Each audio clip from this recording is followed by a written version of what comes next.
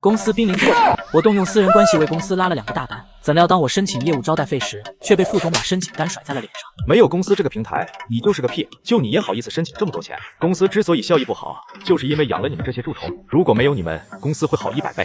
滚蛋！我听话的滚了，成了甲方。副总脸都青了，副总禽兽将经费申请单甩我脸上。甲方就来3个人，你竟然申请4000的业务招待费，你把公司当冤大头吧？合同还没签，你就想着请别人旅游？我捡起申请单，因为甲方徐总曾表示，如果让他玩得开心了，就跟我谈后续合作的事情。所以为了促成长期合作，我特意按最高规格安排了行程。这次的项目你就别跟了，改由柳如烟负责。柳如烟，你先跟甲方对接，就说这个项目你全权负责，就签个合同而已，多大点事儿，是个人都能干。说完，禽兽就转身离开了。柳如烟对我露出一个挑衅的表情。兽哥哥说的对，不就是签个合同吗？傻子都会。哎呀，这钱真好赚，签个合同就能拿25万，又能买包包了。我没理他，但我旁边的小马却坐不住了。高哥，这个项目是你谈下来的，你就甘心这么被摘了桃子？公司规定，业务人员谈下来的单子能拿到合同额5%的提成。这个单子如果签下来，我能拿到25万。不甘心又怎样？总不能离职吧？我毕竟在这儿干了7年了，一切都是为了公司嘛。辛辛苦苦谈的单子被摘了桃子，换成我肯定不能忍。算了，我还是琢磨琢磨后路吧。当天我刚到家，老板就一个电话打过来，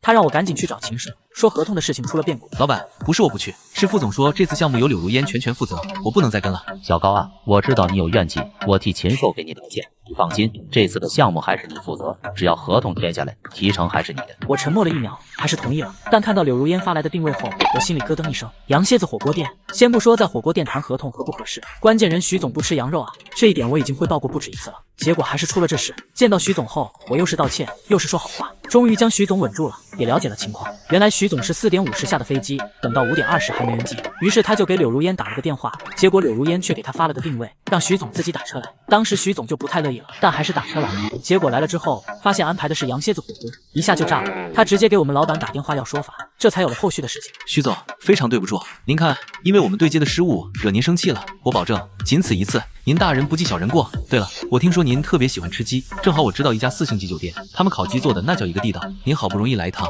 不尝尝不亏了吗？徐总勉为其难的跟我转移了地点，结果我们刚到新包厢落座，柳如烟就直接把合同推到徐总面前。徐总，你看正好现在有时间，你就先把合同签了吧，这样一会你也能好好喝几杯。我暗道糟糕，果然徐总的脸色再次冷了下来。我连忙对禽兽使眼色，结果禽兽却一副理所当然的表情。我只能一边按着合同往回收，一边对徐总陪笑。不好意思啊，徐总，如烟刚参加工作不久，没什么经验，这件事情怪我先自罚3杯。说着我端起酒杯就准备干了，但却被徐总伸手拦住了。只见徐总冷冷地看着柳如烟，你的意思就是，如果这个合同我今天不签，你就不让我喝了，对吧？柳如烟娇俏一笑，当然不是，我只是觉得反正你这次过来就是签合同的吗？早签晚签不都是签，早签早结束。说着他还将笔推了过去。完了，我狠狠地瞪了柳如烟一眼，真是成事不足败事有余。徐总，我话还没说完，再次被徐总打断了。只见他转头看向禽兽，秦副总，你也是这个意思？禽兽竟也说，虽然如烟说的不太好听，不过意思就是这么个意思嘛。大家都是生意人，不要这么小气嘛。我无力的闭上眼，徐总直接抓起笔狠狠拍在桌子上。你们公司还真是牛啊！你们让我打车过来也就算了，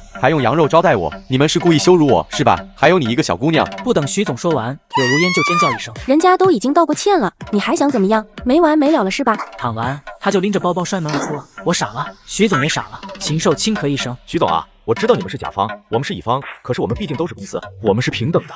你这么说，我们公司的员工有点不太合适吧？说着，禽兽将合同收走。通过今天这件事，我感觉你这人品不太行，所以我回去以后会慎重考虑是否跟你们签合同的。毕竟老板人品不好，公司的信誉也不会太好。然后他就走了。徐总冷哼一声，你们真是我见过最牛的乙方。然后他也走了，我没办法，只能也回家了。结果第2天我刚到公司就被叫去了老板办公室，只见柳如烟哭得梨花带雨的，一见我就说，老板，你问问他就知道了，他压根没说徐总不吃羊肉。我给秦总上交的资料里面分明都写了。你给我的只有这一页，是你申请4000业务招待费的。怎么可能？我明明给你了，我昨天还见到。不等我说完，老板就狠狠地拍了一下桌子。够了，高明，我不管你用什么办法，一定要将这单子签下来。如果签下来了，你提成不变；如果签不下来，损失你来承担。我沉默片刻，那合同价要减100万，不然昨晚的事没法交代。可以，业务招待费？屁！好，我尽力。离开公司后，我打听到徐总去了牡丹城，而牡丹城今晚有妲己的演出，徐总肯定不会错过。果然，当我赶到的时候，徐总正在跟妲己合影。等徐总合完影后，我连忙拿出准备好的演出票。徐总，正好我抢了4张百花仙子和男妲己的套票，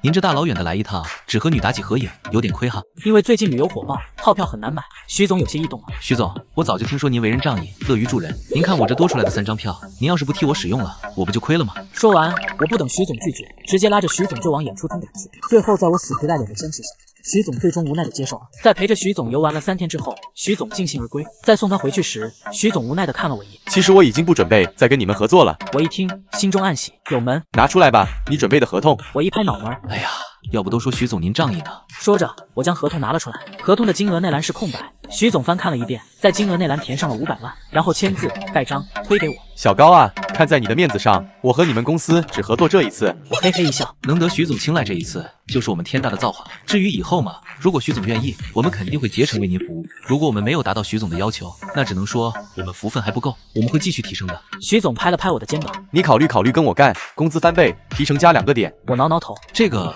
徐总啊，我们老板对我有知遇之恩，所以不等我说完，徐总就再次拍了拍我的肩膀。我等你。说完，他别有深意的看了我一眼，就转身离开了。几天后，公司举办了庆功会，禽兽在台上各种拍马屁。都说甲方是乙方的衣食父母，但我说甲方算个屁！什么是父母？父母会无偿的将一切给孩子，甲方会吗？甲方不会，我们是合作关系，我们是平等的。你们看我在酒桌上那么说他们最终不还是将单子给咱们了？这说明什么？这说明我姐夫，咱们的老板牛，咱们公司牛，所以我们应该怎么办？我们应该感恩公司，感恩咱们老板。如果不是咱们老板，咱们很多人连工作都没有，更何谈挣钱养家？来，让咱们一起感谢老板。下面是一群叫好之声，带头鼓掌的不是别人，正是老板。下属小马挪到我旁边，高哥，我要走了，手续已经办完了。我愣了一下，只见小马叹了口气，禽兽说我们是蛀虫，把我裁了，东西已经交接给柳如烟了。高哥，你要不也跟我一起走吧？我已经打听清楚了，徐总的公司随时欢迎你去。我沉思了片刻，最终还是摇头。我想再尝试一次。小马看了一眼走到台上的老板，你猜他会不会继续画饼？我没有说话，因为老板已经开始了。咱们的目标是100年企业，所以只要在这儿好好干，我保证让你们所有人全都是中产以上。我准备3年上市，5年让大家都成为100万富翁、1000万富翁。我准备3年上市，5年让大家都成为100万富翁、1000万富翁。第2天，我将详细的市场分析交给老板，这是我熬了个通宵准备的。上面说，我们作为服务型的公司，不应该太高调，尤其是与甲方谈判的时候，更应该注重分寸。甲方虽然不是父母，可是却是我们的服务对象，对方花钱，我们就应该提供对应的服务。毕竟没人喜欢花钱找罪受。当天下午，那份资料就到了禽兽手中。你就一打工仔，还给老板提意见？你以为你是谁啊？你愿意干就干，不愿意干就滚蛋。还有，别以为自己很厉害，离了你，公司照样赚。说完，他就将资料摔在我身上。我叹了口气，或许小马是对的。3天后，柳如烟调入市场部，任副主管，主抓所有工作。之后的半个月里，徐总又追加了700万的单子，因为是我跟踪的单子，再加上徐总点名让我签，所以这700万应该算到我头上，加一起一共1200万，5个点的提成，我能拿60万。结果次月15号，看着到账的1000块钱工资，我愣住了，什么情况？基本工资5000，提成60万，应该是60万5000块钱，怎么变成了1000？我当场找到财务，我的工资是不是算错了？怎么就1000块钱？财务别有深意的瞥了我一眼，没有算错，你的工资是秦副总特意交代的，只有这么多。对了，你的社保也没有缴，这也是秦副总交代的。我懵了，怒气冲冲的去了禽兽办公室。秦副总，为什么我的工资只有1000？秦副总，为什么我的工资只有1000？禽兽一脸嘲弄，怎么你来上班为的就是钱？我气笑了，我上班不是为了钱，为的是什么？别说那些没用的，我的钱怎么回事？禽兽斜着眼看我，什么你的钱？你的钱不是给你了吗？一共1000块，你刚才不是都说了已经到账了？你基本工资5000，但你预支了4000块钱去旅游了，怎么你请人旅游还得公司掏钱？没有这个道理。还有，别说什么不去旅游就签不了合同，最后合同不是签了吗？甚至后来还续签了700万，这说明什么？旅游根本就是你自己的想法，与公司无关，所以这笔钱你得自己出。我深吸一口气，我的提成呢？我签的2个单子，一共1200万，提成60万。禽兽笑了2声，什么你的提成？什么你的单子？那是公司的单子，上面可是有公司的公章。我死死地盯着禽兽，那是我找的客户，我签的字。你只是靠着公司的平台签的合同，如果没有公司这个平台，谁跟你签字？没有公司，你屁都不是，你也是公司老人了，怎么连这点道理都不懂？签订合同，提成合同价的5%，这是公司规定。禽兽从抽屉里拿出公司规定，规定早就改了，部门主任不参与提成，所以你没有提成，当然公司也不会亏待员工的，所以那些提成就给市场部副主任柳如烟了。我气得咒骂一声，抬手就准备抽禽兽，但禽兽不仅不躲闪，还将脑袋向前伸了伸。我瞬间反应过来了，不能打，打了提成就真的没了。禽兽，你给我等着，这件事没完！禽兽，你给我等着，这件事没完！说完我就转身走向了老板办公室，我身后传来禽兽的声音：高明，我发现你不仅是个蛀虫，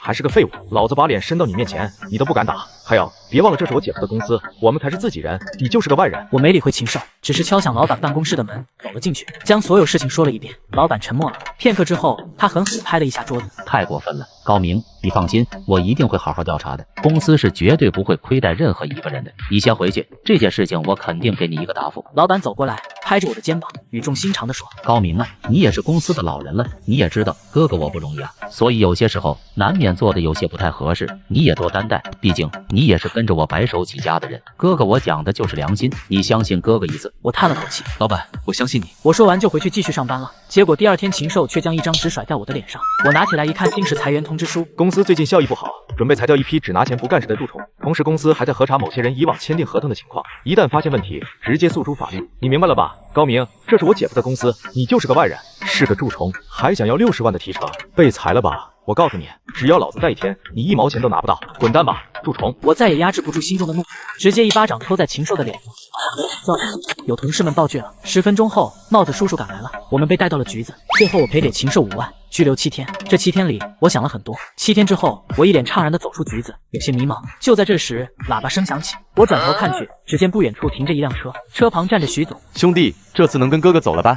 兄弟，这次能跟哥哥走了吧？我沉默片刻，走到徐总面前，跟他狠狠地拥抱了一下。能？他带我去了酒店。兄弟，今天为你庆祝，庆祝你的新生。徐总端起一杯酒，我和徐总碰了一杯。上一次没能吃成烤鸡，哥哥我可是难受了很久，这次一定要好好吃一顿。徐总一边说一边将一个鸡腿放到我碗里。从今天开始，只要有哥哥一只烤鸡，就有兄弟你一个鸡腿。我愣了一下，认真的点头，然后拿起碗中的鸡底，狠狠地咬了一口。酒过3巡，徐总将一份劳动合同推到我面前，我翻开看了一眼，底薪1万，提成10个点。徐总，你给多了，我在上一家公司底薪50000110领，提成5个点。徐总不屑地擦了擦手，那是他们有眼不识金镶玉，你跟他们干了7年，才给那么点，兄弟你还真是个性情中人啊。说完他将笔给我，签吧，在我眼中其实你价值更高，只不过你刚过来，我只能给你这么多。我刷刷签上自己的名字，然后端起一杯酒。徐总大气。徐总哈哈大笑，也端起酒杯跟我狠狠地碰了一下。干！一杯酒下肚，我才想起来徐总做的是机器人，我不太懂。徐总，我在你哪儿做什么呢？我就是一个普通的业务员，对你们公司的很多事情不太精通。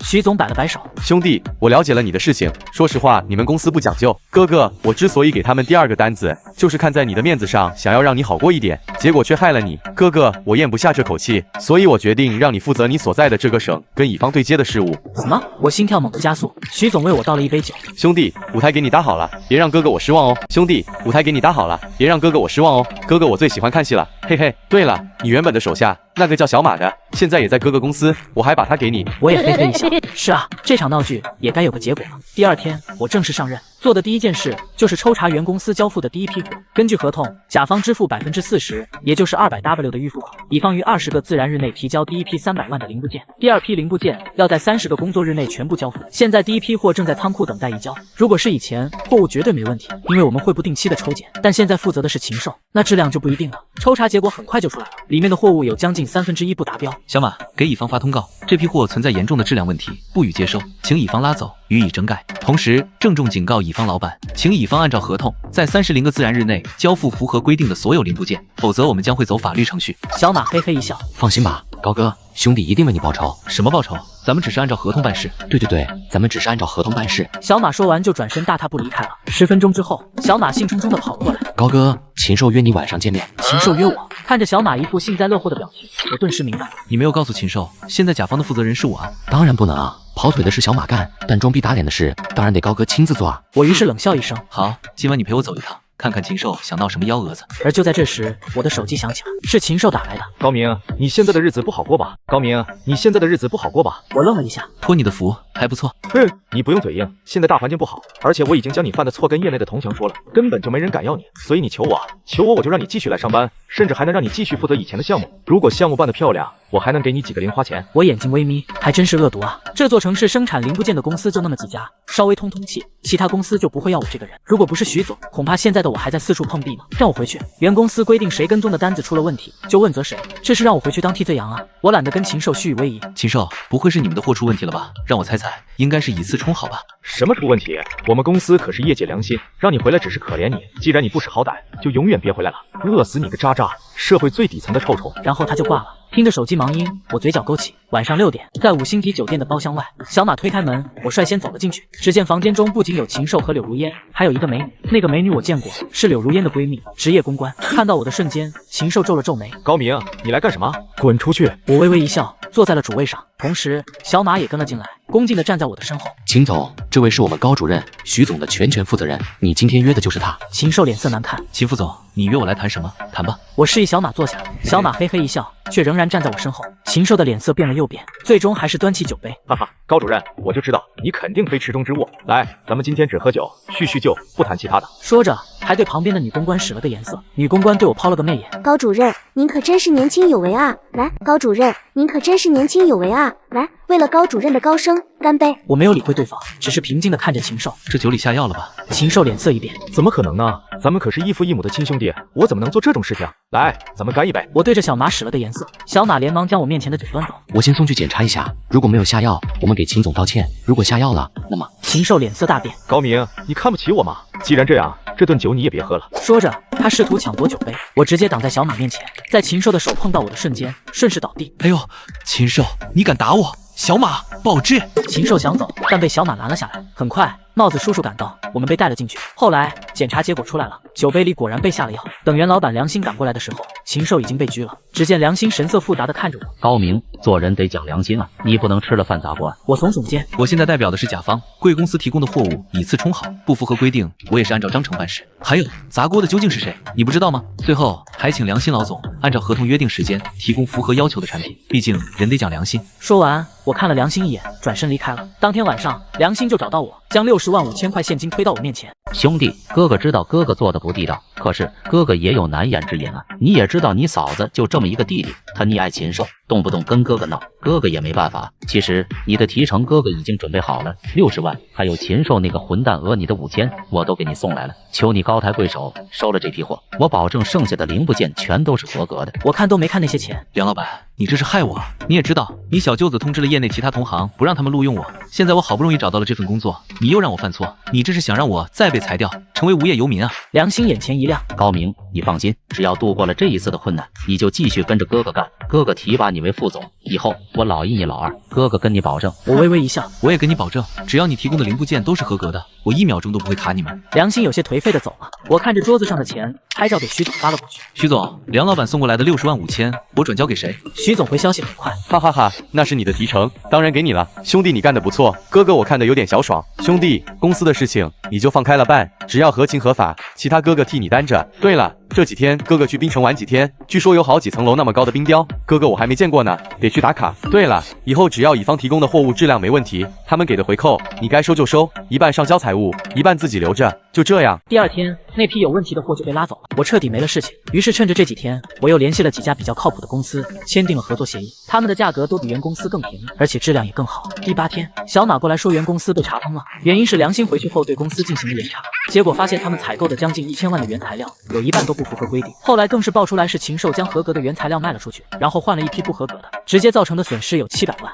而这条信息还被同行传播了出去。之前合作过的企业经过自查发现，他们采购的零部件有一半不合格，然后就将良心给告了。因为我们公司没有接收零部件，所以200万的预付款很快就被退了。经过审批之后，我将1200万的单子分给了3家信誉好的公司。1周之后，徐总回来了，他冻得跟孙子似的。半个月后，3家公司交货，抽检全部合格，我的工作暂时告一段落。兄弟，正好现在没事，走，咱们再去一趟牡丹城。我诧异的看着徐总，老徐，你不是去过了吗？我记得还是我亲自安排的。徐总一甩头，以前咱们不熟，没有放开，这次还是你安排。我比了个 OK，我办事，你放心。